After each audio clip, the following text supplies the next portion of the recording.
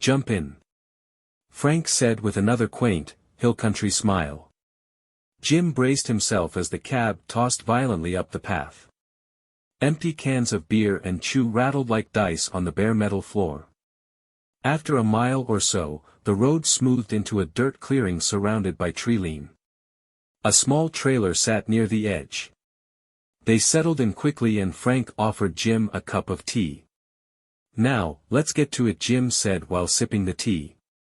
After 3 sips Jim passed out.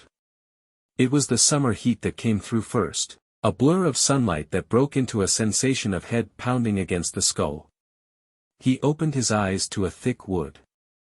A sharp burst of pain fired through Jim's leg and up his nervous system.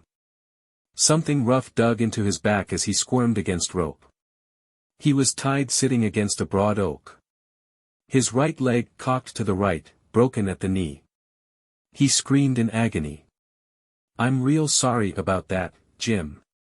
Jim searched for the voice that projected from somewhere above. A camel-clad Frank squatted from a tree stand high to Jim's right, a large bough in his hand. "I guess you could say you're walking a mile in my shoes. You see, it was here where I first saw her. She stalked me just past that group of trees over there. I'd fallen just about where you are now, shattered my pelvis. At first, I thought she was just checking me out.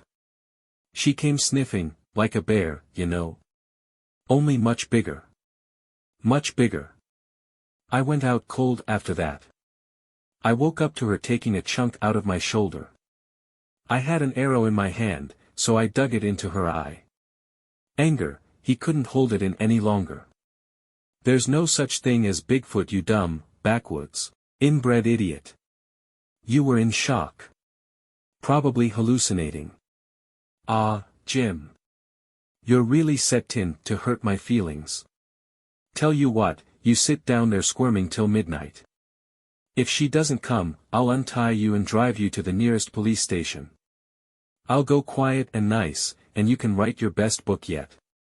Hillbilly kidnaps a professor to use as bait in a Sasquatch hunt, sounds better than the other shit you've peddled out. Probably earn you a place on the bestseller list for eternity." Little by little, the enormous figure approached. Its movements grew less cautious and slow. Jim tried not to look away. It seemed to move more when he looked away. The pain in his leg grew sharper. Each shift against the ropes made it worse, and he had to grit his teeth to keep from yelling. Then the thing charged towards him. The force of anticipation caused Jim to brace back hard against the tree.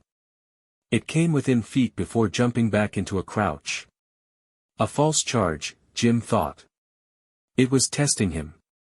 From where he was sitting, his head was now mid-shin level with it.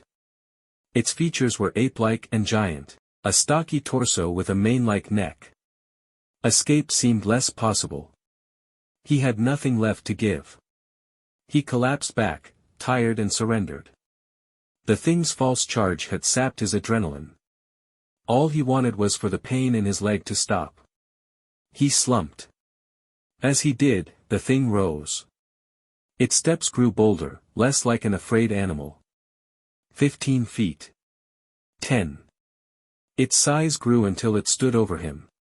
He shut his eyes. His body trembled under the terror. He didn't want to see it. He just wanted it to be over. He tried not to whimper as his breathing quickened into panicked bursts.